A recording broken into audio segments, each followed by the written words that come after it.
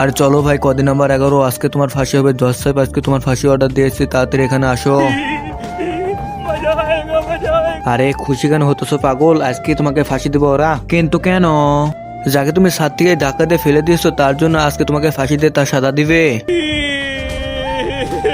আরে ভাই তুমি কান্না করো না, সবাইকে তো মরতে হবে, হয়তো 2 দিন আগে বা 2 দিন পরে। আর মরণ দেখে তো সবাই ভয় পায়। আমি তো মরার জন্য কান্না করতেছি না, আমার মাথার মধ্যে একটা টেনশন ঘুরপাক খাচ্ছে। কিসের টেনশন বন্ধু, আমাকে তো একটু বলো। তুমি শুধু এটা সাবধানে রাখো তোমার কাছে। তাড়াতাড়ি আসো বাইরে।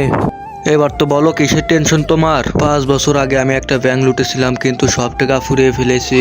কিন্তু আমি 5,60,00,000 টাকা একটা পুরান মডেল টিভিতে লুকিয়ে রেখেছি। আমার একটা ঘরের কোনায় ফেলে রেখেছি, কিন্তু আজকে আমার ফাঁসি হবে। তোমার ভাবিও জানে না ওই টিভির মধ্যে টাকা আছে। কিন্তু ও যদি কম টাকা দিয়ে ওই টিভিতে বিক্রি করে দেয় তাহলে তো আমার অনেক ক্ষতি হবে। টেনশন করো না বন্ধু, আমি ভাবিকে গিয়ে সব কথা বলবো যে টিভির মধ্যে অনেকগুলো টাকা আছে। তুমি শুধু তোমার বাড়ির অ্যাড্রেসটা আমাকে বলো। হে আল্লাহ, যে পবিত্র কোরআনটিকে দেখে ভিডিওতে একটা লাইক এবং চ্যানেলটি সাবস্ক্রাইব করে 10 জনের কাছে শেয়ার করে দেবে, তাকে পরীক্ষায় পাশ করে দিন। সবাই কমেন্টে বলুন আমিন। আমি তোমাকে যে কাগজটা দিয়েছি সেই কাগজটা একটু খুলে দেখো, এটাই হলো আমার বাড়ির অ্যাড্রেস।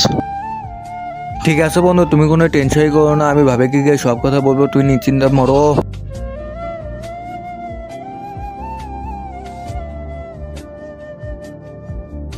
আরে ভাই এখন আমার কি হবে? তোমার তো কোনো বড় অপরাধ নেই, তুমি তো 2-1 দিনের ভিতরে সারা হয়ে যাবে।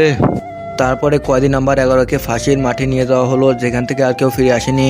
2 দিন পরে চলো রে, কয়দিন নাম্বার 77, আজকে তোমার জামিন হয়ে গেছে। তাড়াতাড়ি এখান থেকে বাড়ি চলে যাও। সারা পাওয়ার পর সে ফাঁসিওয়ালা কয়দিন। এরপর কি হলো সেটা দেখার আগে এই ভিডিওতে একটা লাইক এবং চ্যানেলটি সাবস্ক্রাইব করে কমেন্টে পার্ট 2 লিখে যাবেন।